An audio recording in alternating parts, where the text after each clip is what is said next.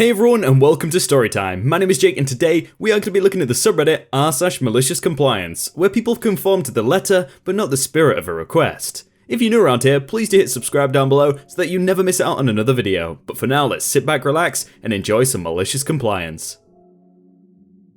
Want to know my every move but don't want to respect my craft? Enjoy these 50 emails a day from someone who does.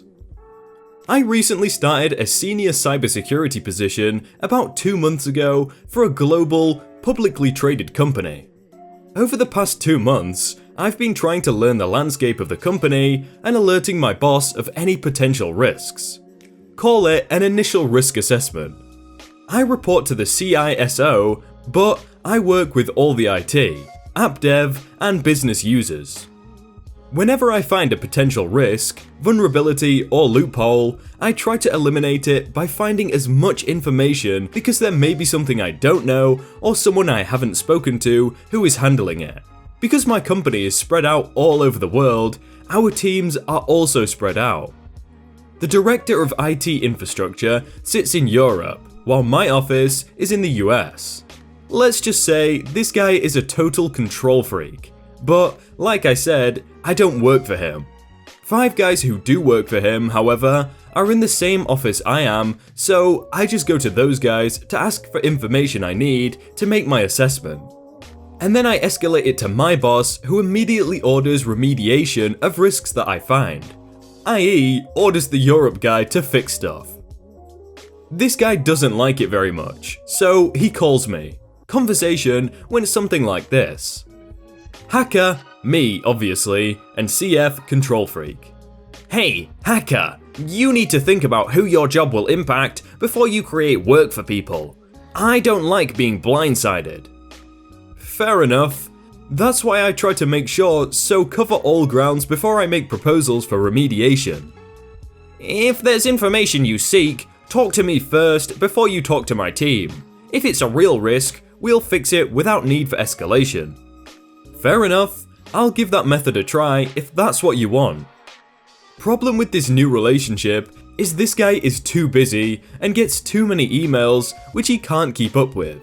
Believes he runs a tight ship and cannot get hacked. I also told my boss about this conversation and he asked me to play along but copy him in all my emails. Fast forward a couple of weeks. The control freak has dismissed every single issue I brought up. Or sometimes just completely didn't reply because too busy for emails. So I did what any hacker would do. With permission from management, I hacked my way up to a domain controller, got some other admin accounts along the way. I did this over and over, taking different paths each time, including hacking devices we use in our conference rooms, which he claims are locked out.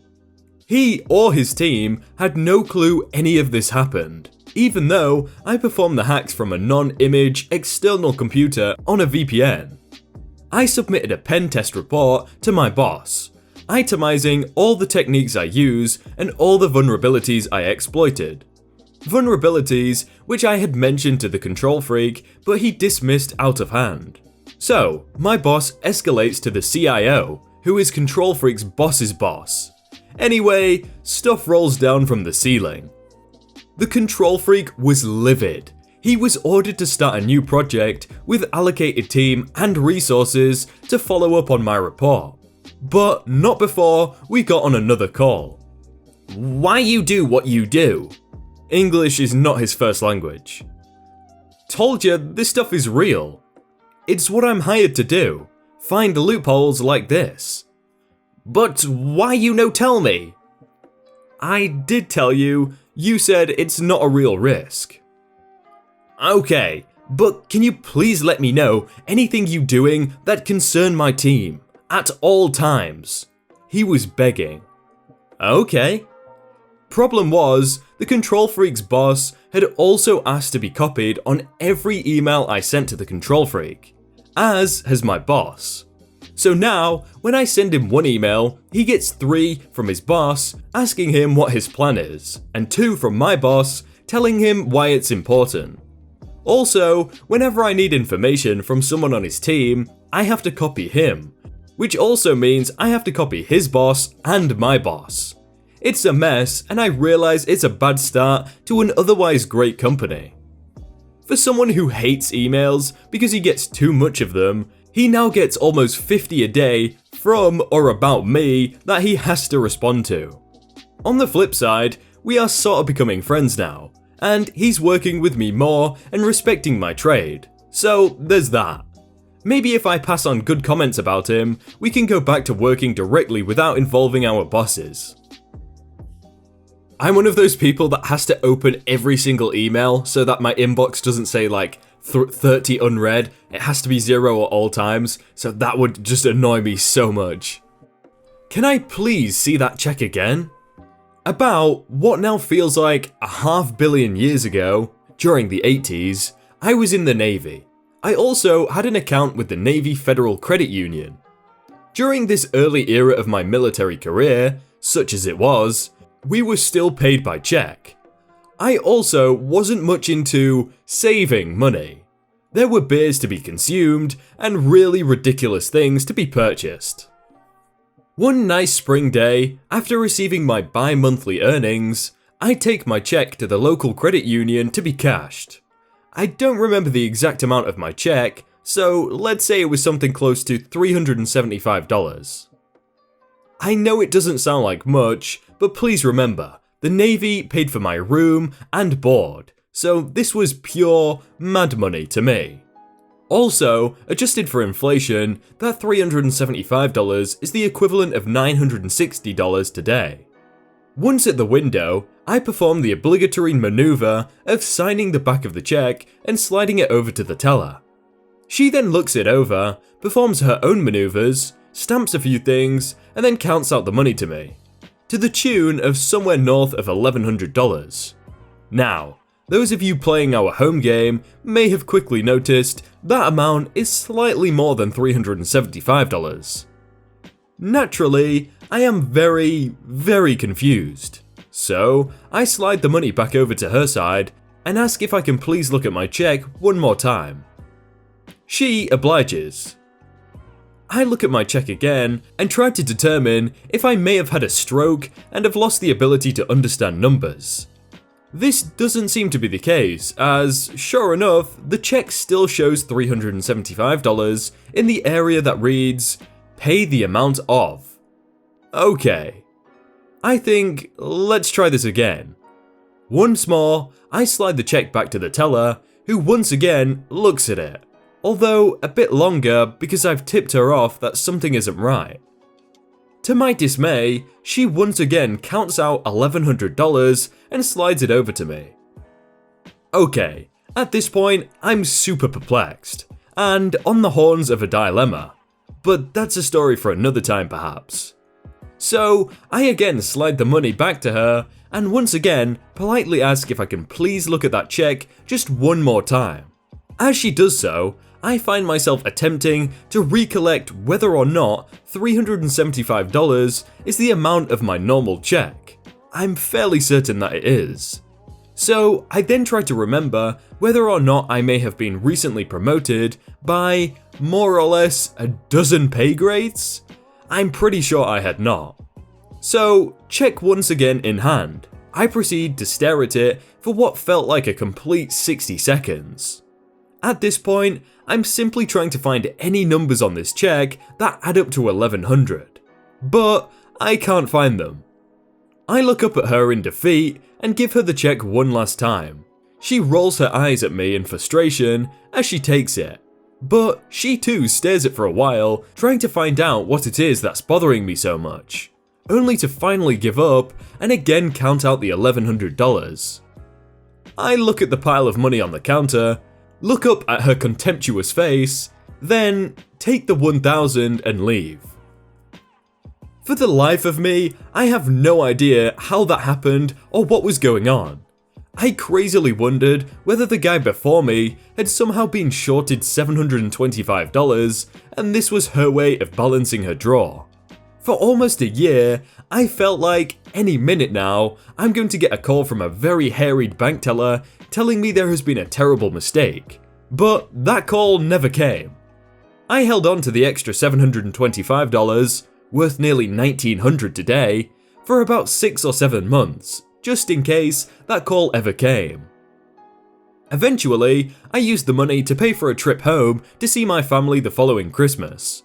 I also switched over to direct deposit shortly thereafter, as it had just become available to us. That's really confusing. I'm surprised he didn't just say, "This check is for $375, not $1,100. But I guess in the moment he was probably like, I could get an extra $725 if I just sit here, so maybe I'll just do that. Don't want to believe I have the flu? Okay, I'll come in.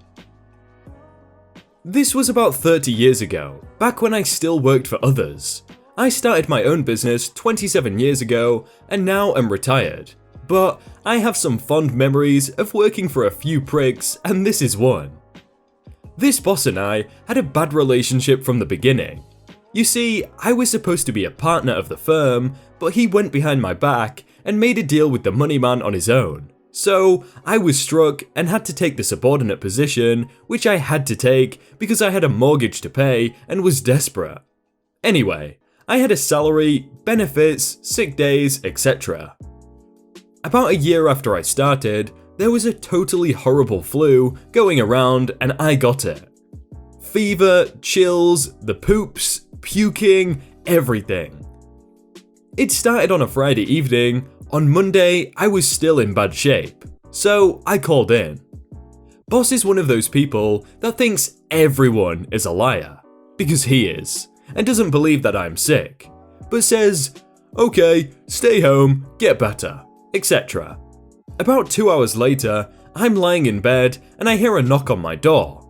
I come to the door and there he is. Looks at me and he says I don't look sick. He says he really needs to get some work with me done that day and I need to come in. A power play. So, okay, screw it, I go in. In the conference room is a big display that he'd been working on with his notes right there on the table. I had been drinking chicken soup and eating saltines. Feels good on the throat. And I was feeling sort of queasy from the trip down to the office. I'm standing there, listening to him, and, to be honest, just looking at him made me feel sort of sick. And my mouth starts salivating really heavily, and I'm getting that feeling in my throat, and up comes my morning food. And yup, I blew chunks all over his notes and notebook. I'm not saying I aimed it that way, but I also didn't try to miss it either. It was a nice leather one too. Some even splashed onto his pants. He lost his head and was yelling at me. I just stood there swaying. Finally, I said, "I tried to tell you I was sick. I think I better go home now." I turned and walked out. I have no idea who cleaned it up, but it wasn't me. I go back home and went to bed. About 2 days later, I came back in. Guess who was homesick with the flu? Boss man. And then his wife, and then just about everyone else in the office. So, bosses, when you have a good employee who is sick, believe them. Wait, this guy showed up at his employee's home. That's a bit creepy if I'm honest. I don't know, is that creepy? Because I'd feel really creeped out if someone came to my house and was like, "Oh, you're not sick, oh, you're coming in today." Hey everyone, I hope you all had a really good day and that you enjoyed that video. If you want to check out some other videos, then click on screen right now or check out the playlist down below. If you enjoyed that video, then please do leave a like. And if you want to submit your own stories, then you can do so by joining the Discord in the top link in the description. But thank you so much for watching and I will see you very soon.